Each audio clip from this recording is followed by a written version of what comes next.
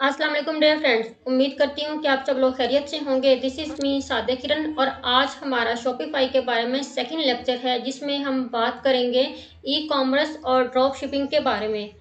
अगर किसी ने शॉपिफाई के हवाले से फर्स्ट वीडियो नहीं देखी है तो डिस्क्रिप्शन में आपको उसका लिंक मिल जाएगा, आप जाके उस वीडियो को वॉच कर सकते हैं। और मैं अपने चैनल पे बहुत ही सिंपल और इजी वर्डिंग में शॉपिफाई के फ्री ऑफ कॉस्ट कोर्सेज करवा रही हूँ। सो अगर आप लोगों को ये कोर्सेज अच्छे लगे तो अपने फ्रेंड्स में शेयर करना मत भूलिएगा। ऐसा भी हो सकता है कि कोई इस वेट में बैठा हो कि उनको सिंपल और इजी वर्डिंग में कोर्सेज सिखाए जाएं, तो ये शेयरिंग आप लोगों की उनके लिए काफ़ी हेल्पफुल साबित हो सकती है। उसके अलावा डिस्क्रिप्शन में आपको व्हाट्सएप ग्रुप का लिंक भी मिल जाएगा। अगर कोई ऑनलाइन अर्निंग के हवाले से अपडेटेड रहना चाहते हैं तो वो उस ग्रुप को भी ज्वाइन कर सकते हैं। सो बेसिकली शॉपिफाई एक ऑनलाइन स्टोर है जिसपे हम अपना एक अकाउंट क्रिएट करते हैं, वहाँ पे हम प्रोडक्ट लगाते हैं और उसके बाद हम सोशल मीडिया पे अपने उन प्रोडक्ट को प्रमोट करते हैं। उसके बाद अगर कोई प्रोडक्ट को बाय करने में इंटरेस्टेड होता है तो वो हमें ऑर्डर प्लेस करते हैं। उसके बाद हम क्या करते हैं, उस ऑर्डर को पैक करके क्लाइंट तक पहुंचा देते हैं। तो बेसिकली ये सारा काम शॉपिफाई में होता है। और अब इसमें हम दो टर्म्स के बारे में बात करेंगे, एक होता है ई कॉमर्स, दूसरा है ड्रॉप शिपिंग। अब इन दोनों में क्या फ़र्क है हम उसके बारे में भी बात करेंगे। और एज अ न्यू कमर आपको ड्रॉप शिपिंग या ई कॉमर्स में से किस वे को चूज़ करना चाहिए उसके बारे में भी हम बात करेंगे।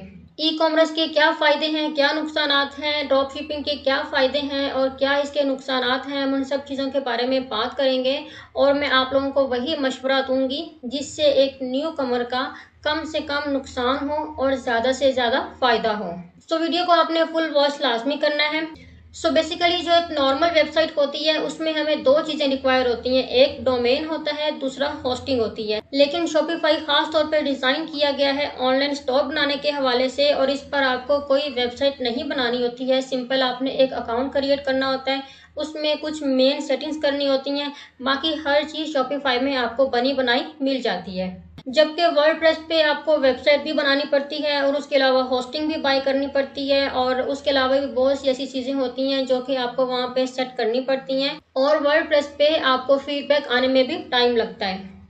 जबकि शॉपिफाई में ऐसा कुछ भी नहीं करना होता आपने, बल्कि शॉपिफाई खुद आपको फ्री ऑफ कॉस्ट 3 महीने यहाँ पे अर्निंग करने का मौका दे रहा होता है, काम करने का मौका दे रहा होता है। जस्ट आपको मंथली $1 पे करना पड़ता है शॉपिफाई को और यहाँ पे आप काम कर सकते हैं। तो देखा जाए तो $1 कोई ज़्यादा फी नहीं है। 3 महीने में आप यहाँ पे इतने ट्रेंड हो जाते हैं कि उसके बाद आपको अच्छी अर्निंग आना शुरू हो जाती है।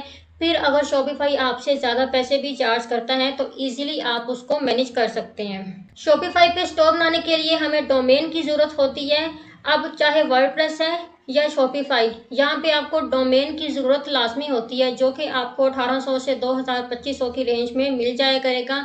लेकिन इसके लिए आपको होस्टिंग बाय नहीं करनी पड़ती है, वो सिर्फ आपको वर्डप्रेस में बाय करनी पड़ती है।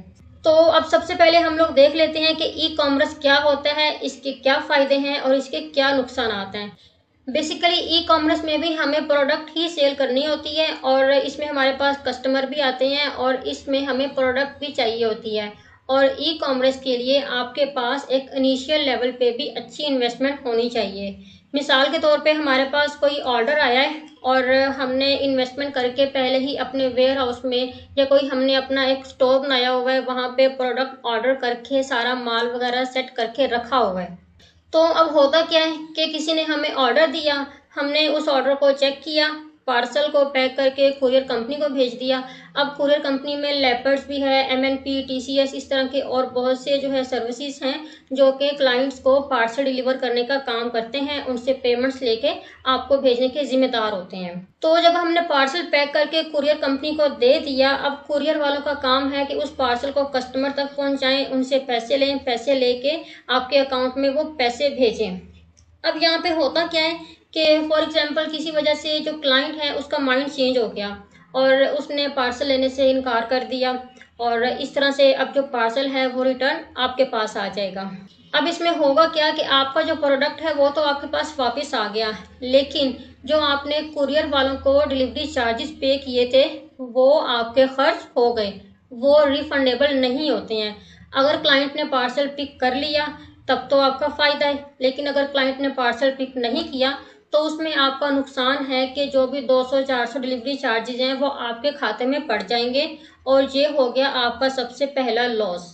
तो अगर आप एक न्यू क्लाइंट हैं, आपके पास इतनी ज़्यादा इन्वेस्टमेंट नहीं है और शुरू में ही आपको इस तरह के लॉस होना स्टार्ट हो जाएंगे, क्योंकि क्लाइंट्स को तो नहीं पता होता ना कि ये सेलर न्यू है या ओल्ड है। उनको तो बस अपना प्रोडक्ट चाहिए होता है, चाहिए हुआ तो पिक कर लिया, नहीं चाहिए हुआ तो उसको रिटर्न कर दिया। अब उससे फ़ायदा होता है या नुकसान होता है, उसका जो भी इफेक्ट होता है वो एक सेलर को होता है। और अगर शुरू में ही आपको ऐसे छोटे छोटे नुकसान होना शुरू हो जाएंगे तो उससे आपके मोटिवेशन लेवल पे भी काफ़ी इम्पैक्ट पड़ेगा।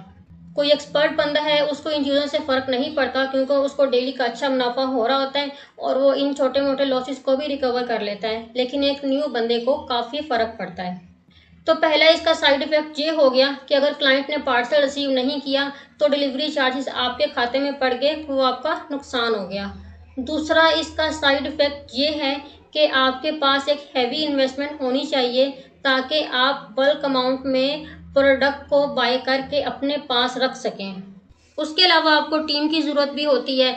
आपको एक मेंबर चाहिए होता है जो कि आपके शॉपिफाई का अकाउंट हैंडल करेगा। उसके अलावा आपको एक मेंबर चाहिए होता है जो कि ऑर्डर्स वगैरह को पैक करेगा। उसके अलावा आपको मेंबर चाहिए होता है जो कि आपके पार्सल्स को कुरियर कंपनी तक पहुंचाएगा। उसके अलावा एक आपको अकाउंटेंट की ज़रूरत भी होती है जो कि पेमेंट्स के मामलात को रन कर सके, क्योंकि इतना सारा कुछ करना एक अकेले बंदे के बस का काम नहीं होता है। इसीलिए जब आप एक टीम हायर करेंगे तो उस टीम की एक सैलरी भी फिक्स होगी। अब आपको फ़ायदा हो रहा है या नुकसान हो रहा है, उसका टीम को कोई फ़र्क नहीं पड़ता, ना ही उसका लेना देना होता है। उनके साथ आपने जो मंथली सैलरी फिक्स की होती है वो सैलरी आपको उन्हें देनी ही देनी पड़ती है। तो तीसरा बर्डन आप पर यह है कि अगर आप कोई टीम हायर करते हैं तो उसकी सैलरी भी आपको देनी ही देनी है। उसके अलावा जहां पर आपने अपने प्रोडक्ट रखे हुए हैं इन्वेस्टमेंट करके, उस जगह का भी रेंट होगा, तो वो सारा कुछ भी आपको पे करना ही करना है, चाहे आपका बिजनेस चले या ना चले। तो एक एक्सपर्ट बंदा इन चीज़ों को अफोर्ड कर सकता है, मैनेज कर सकता है, लेकिन अब जो नया बंदा है वो इन चीज़ों को मैनेज या अफोर्ड नहीं कर सकता, क्योंकि उसको मार्केटिंग का कोई एक्सपीरियंस नहीं होता है। अब नेक्स्ट हम बात कर लेते हैं ड्रॉप शिपिंग के बारे में। इसमें भी आपके पास कस्टमर आता है, कस्टमर ने आपको ऑर्डर दिया। अब कस्टमर ने जब आपको ऑर्डर दिया है तो उसके पास जो सप्लायर है उसने डिलीवरी भी कर दी। अब यहाँ पे सप्लायर कौन है? सप्लायर वो बंदा है जिसके साथ आपकी डील हुई है या आपका एग्रीमेंट हुआ है कि मैं आपका प्रोडक्ट सेल करूँगा। मिसाल ले लेते हैं कि मैं सप्लायर हूँ, मेरे पास प्रोडक्ट पड़ा हुआ है बहुत ज़्यादा, मैं होलसेल रेट पे सेल करती हूँ, ठीक हो गया। अब आप में से ही कोई बंदा मेरे पास आएगा और वो मेरे साथ एग्रीमेंट करता है कि मैं आपकी प्रोडक्ट को सेल करूँगा, इतना उसमें से मैं अपना कमीशन रखूँगा, और आपकी प्रोडक्ट को प्रमोट करने के बाद जब आपके पास ऑर्डर्स आएंगे तो मैं आपको वो ऑर्डर्स ला के दूंगा। इसमें आपका जो प्रॉफिट है वो फिक्स होगा। कोई चीज़ अगर 400 की है तो आप उसको 600 में सेल करते हैं तो 200 रुपये आपका प्रॉफिट होगा, बाकी जो 400 रुपये है वो मेरे प्रोडक्ट की प्राइस होगी। अब इसमें आपका काम सिर्फ इतना है कि आपने मेरे प्रोडक्ट को मार्केट में प्रमोट करना है, उसको शॉपिफाई पे प्रमोट करना है। उसके बाद जो आपके पास ऑर्डर्स आते हैं वो मुझे बताना है कि ये वाला ऑर्डर है, इसको फलाने एड्रेस पे भेजना है, इतनी पेमेंट लेनी है, इतना इसमें मेरा प्रॉफिट है। अब जो बाकी का काम है वो मेरा है, आपका काम यहाँ पे ख़त्म हो गया। अब मैंने ही ऑर्डर पैक भी करवाना है, उसको डिलीवर भी करवाना है, पेमेंट लेके आपका प्रॉफिट आपको देना भी है।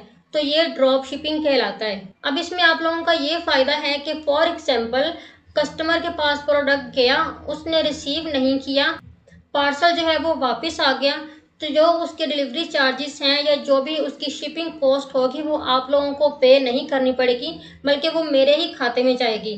तो अब यहाँ पे ड्रॉप शिपिंग का सबसे पहला फ़ायदा आपको क्या हो गया कि अगर कस्टमर पार्सल रिसीव नहीं भी करता है तो उसका जो भी नुकसान है वो आपके खाते में नहीं पड़ेगा, बल्कि वो सप्लायर के खाते में ही जाएगा। बस ये है कि जो आपका प्रॉफिट होगा फिर वो रह जाएगा, अदरवाइज़ आपका नुकसान कोई नहीं है। नंबर 2, आपको अपने पास बल्क अमाउंट में प्रोडक्ट स्टोर करने की ज़रूरत भी नहीं है, वो भी आपने सप्लायर से ही लेना है। तो ये 2 बेनिफिट्स आपको यहाँ पे मिल रहे हैं। अब ये सप्लायर आपको कहाँ से मिलते हैं, इनके साथ डील किस तरह से करनी होती है, ये सारा कुछ कैसे होता है, तो ये सारी बातें मैं आपको कोर्स के दौरान बताती रहूँगी साथ साथ। एज अ न्यू मेंबर इन सारी वजूहात की बिना पे मैं आप लोगों को ई कॉमर्स की बजाय ड्रॉप शिपिंग को चूज़ करने का मशवरा दूंगी, क्योंकि इसमें आपकी इन्वेस्टमेंट भी कम है और इसमें आपके नुकसान होने के चांसेस भी बहुत कम है। बस इसमें जो आपका खर्चा आना है वो सिर्फ इतना ही आना है जो आपने सोशल मीडिया वगैरह पे एड्स लगा के प्रमोशंस करनी है प्रोडक्ट की। और मार्केटिंग करना, प्रमोशंस करना लाजमी होता है, क्योंकि अगर आप ऐसा नहीं करते हैं तो फिर आपके पास ऑर्डर्स नहीं आते हैं। और जब तक यहाँ पे आपका बिजनेस ग्रो होगा, आपको चीज़ें समझ में आने लगेंगी, तो फिर खुद भी आपका माइंड जो है बहुत से न्यू आइडियाज़ को एक्सप्लोर करेगा, आपको एक्सपीरियंस होना स्टार्ट हो जाएगा। तो फिर आहिस्ता आहिस्ता आप ई कॉमर्स की तरफ भी मूव कर सकते हैं।